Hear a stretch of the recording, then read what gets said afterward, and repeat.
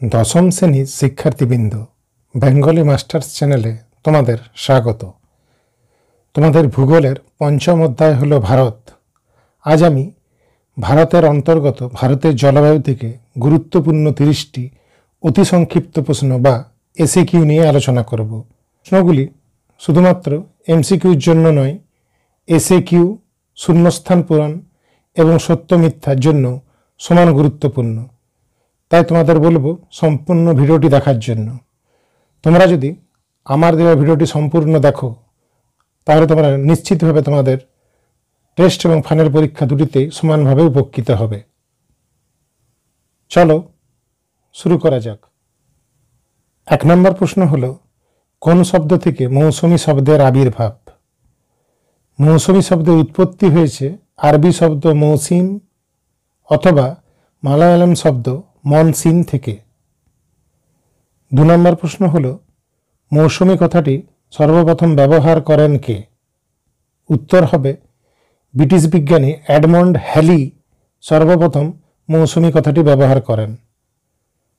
3 নম্বর প্রশ্ন, ভারতের জলবায়ু প্রধানত কোন বায়ু দ্বারা নিয়ন্ত্রিত? উত্তর হবে ভারতের জলবায়ু প্রধানত মৌসুমী বায়ু দ্বারা নিয়ন্ত্রিত। 4 নম্বর প্রশ্ন হলো, ভারতকে আন্তঃমৌসুমী জলবায়ুর দেশ বলা হয় কেন? কারণ ভারতের জলবায়ু ও বৃষ্টিপাতে মৌসুমী বায়ুর প্রভাব দেখা যায়। 5 নম্বর প্রশ্ন, বর্ষাকালকে কোন বায়ুর আগমনকাল বলা হয়? উত্তর হবে বর্ষাকালকে দক্ষিণ পশ্চিম মৌসুমী বায়ুর আগমনকাল বলা হয়। 6 নম্বর প্রশ্ন হল, ভারতের শীতকালে প্রবাহিত প্রধান বায়ুটির নাম কি? ভারতের শীতকালে প্রবাহিত প্রধান বায়ুটি হল শীতল ও শুষ্ক উত্তর পূর্ব মৌসুমী বায়ু। 7 নম্বর প্রশ্ন, ভারতের অধিকাংশ বৃষ্টিপাত কোন পদ্ধতিতে হয়? ভারতের অধিকাংশ বৃষ্টিপাত শৈলতক্ষেপ পদ্ধতিতে হয়। 8 নম্বর প্রশ্ন, শীত মৌসুমীর অপর নাম কি?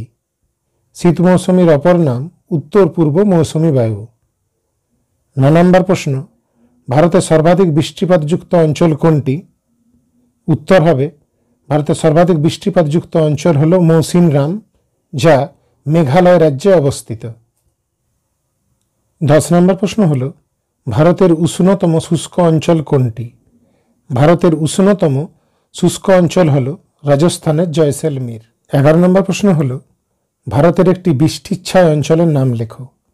ভারতের একটি বৃষ্টিচ্ছায় অঞ্চল হল মেঘালয়ের রাজধানী শিলং, যা পূর্ব ভারতে অবস্থিত, এবং পশ্চিম ঘাট পর্বতের পূর্ব ঢাল, যা পশ্চিম ভারতে অবস্থিত। 12 নম্বর প্রশ্ন হল, ভারতে বছরে 2বার বৃষ্টিপাতযুক্ত অঞ্চলের নাম লেখো। ভারতে বছরে 2বার বৃষ্টিপাতযুক্ত অঞ্চল হল পাঞ্জাব ও করমণ্ডল উপকূল। 13 নম্বর প্রশ্ন, ভারতের শীতলতম ও শুষ্কতম অঞ্চল কোনটি? ভারতের শীতলতম শুষ্ক অঞ্চল হল জম্মু কাশ্মীরের লাদাখ, যার তাপমাত্রা -50 ডিগ্রি সেলসিয়াস। 14 নম্বর প্রশ্ন হল, অক্ষাংশ অনুসারে ভারতের উত্তরাংশ ও ভারতের দক্ষিণাংশ কোন মণ্ডলে অবস্থিত? অক্ষাংশ অনুসারে ভারতের উত্তরাংশ নাতিশীতোষ্ণ মণ্ডলে এবং ভারতের দক্ষিণাংশ উষ্ণমণ্ডলে অবস্থিত। 15 নম্বর প্রশ্ন, ভারতের কোথায় সারা বছর অতি শীতল জলবায়ু দেখা যায়? উত্তর হবে উত্তর ভারতের অতি উচ্চ পার্বত্য অঞ্চলে সারা বছর অতি শীতল জলবায়ু দেখা যায়। 16 নম্বর প্রশ্ন হল, কোন মৌসুমী বায়ুর প্রভাবে ভারতে শীতকাল প্রায় শুষ্ক প্রকৃতির হয়? উত্তর পূর্ব মৌসুমী বায়ুর প্রভাবে ভারতের শীতকাল শুষ্ক প্রকৃতির হয়। 17 নম্বর প্রশ্ন, মৌসুমী বায়ুকে ভারতে আসতে বাধ্য করে কে? উত্তর হবে ক্রান্তীয় পূবালি জেট বায়ু মৌসুমী বায়ুকে ভারতে আসতে বাধ্য করে। 18 নম্বর প্রশ্ন, ভারতে কোন সময় পশ্চিমী ঝঞ্ঝার প্রাদুর্ভাব দেখা যায়? উত্তর হবে ভারতের শীতকালে পশ্চিমী ঝঞ্ঝার প্রাদুর্ভাব দেখা যায়। এর পাশাপাশি তোমাদের কিন্তু খেয়াল রাখতে হবে যে পশ্চিমী ঝঞ্ঝা পাঞ্জাব, হরিয়ানা, রাজস্থান ও জম্মু কাশ্মীর রাজ্যে দেখা যায়। অনেক সময় কিন্তু এই রাজ্যগুলির নাম দিয়েও প্রশ্ন জিজ্ঞাসা করা হয়। 19 নম্বর প্রশ্ন হল, এল নিনো কোথায় সৃষ্টি হয়? এল নিনো দক্ষিণ প্রশান্ত মহাসাগরে চিলির উপকূলে সৃষ্টি হয়?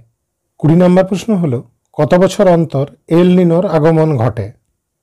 উত্তর হবে প্রত্যেক 4 থেকে 7 বছর অন্তর এল নিনোর আগমন ঘটে। 21 নম্বর প্রশ্ন ভারতে এল নিনোর প্রভাবে কি হয়? এল নিনোর প্রভাবে ভারতে অনাবৃষ্টি দেখা দেয়। 22 নম্বর প্রশ্ন লা নিনো কোথায় দেখা যায়? প্রশান্ত মহাসাগরের মধ্য ও পূর্ব ক্রান্তীয় অঞ্চলে লা নিনো দেখা যায়। 23 নম্বর প্রশ্ন ভারতে লা নিনোর প্রভাবে কি পরিস্থিতির সৃষ্টি হয়? ভারতে লা নিনোর প্রভাবে বন্যা পরিস্থিতির সৃষ্টি হয়।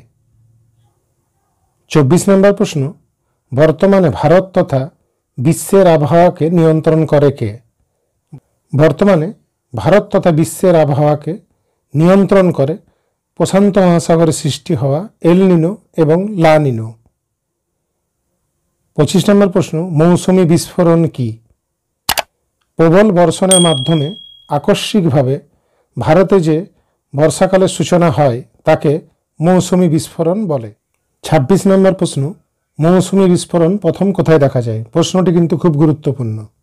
উত্তর হবে মৌসুমী বিস্ফোরণ সর্বপ্রথম ভারতের কেন্দ্রীয় শাসিত অঞ্চল আন্দামান ও নিকোবর দ্বীপপুঞ্জে এবং পরে অঙ্গরাজ্য কেরলে দেখা যায়। 27 নম্বর প্রশ্ন হল উত্তর পশ্চিম ভারতে গ্রীষ্মকালে যে ধূলিঝড় দেখা যায় তাকে কি বলে? উত্তর পশ্চিম ভারতের গ্রীষ্মকালে যে ধূলিঝড় দেখা যায় তাকে আঁধি বলে। 28 নম্বর প্রশ্ন গ্রীষ্মকালে উত্তরপ্রদেশ বিহার রাজস্থানে কি নামে এক ধরনের উত্তপ্ত বাতাস প্রবল বেগে প্রবাহিত হয়? উত্তর হবে লু নামে এক ধরনের উত্তপ্ত বাতাস প্রবল বেগে প্রবাহিত হয়।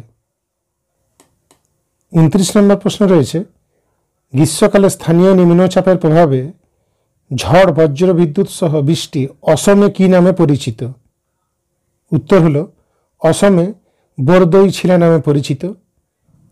এর পাশাপাশি তোমাদের খেয়াল রাখতে হবে এটিকে কিন্তু পশ্চিমবঙ্গে কালবৈশাখী বলা হয়। 30 নম্বর প্রশ্ন এবং আমার শেষ প্রশ্ন হলো আম্রবৃষ্টি বা চেরি ব্লুজুম কোথায় দেখা যায়? উত্তর হবে আম্রবৃষ্টি বা চেরি ব্লুজুম দক্ষিণ ভারতে দেখা যায়। শিক্ষার্থীবৃন্দ আমার ভিডিওটি যদি তোমাদের ভালো লেগে থাকে তাহলে লাইক করতে ভুলো না এবং তোমার বন্ধুদের সাথে শেয়ার করে নিও যাতে তারাও তোমার মতন সমানভাবে উপকৃত হয় এবং চ্যানেলটি সাবস্ক্রাইব করে আমার পাশে থেকো। ভালো থেকো এবং মন দিয়ে পরীক্ষার জন্য প্রস্তুতি নাও।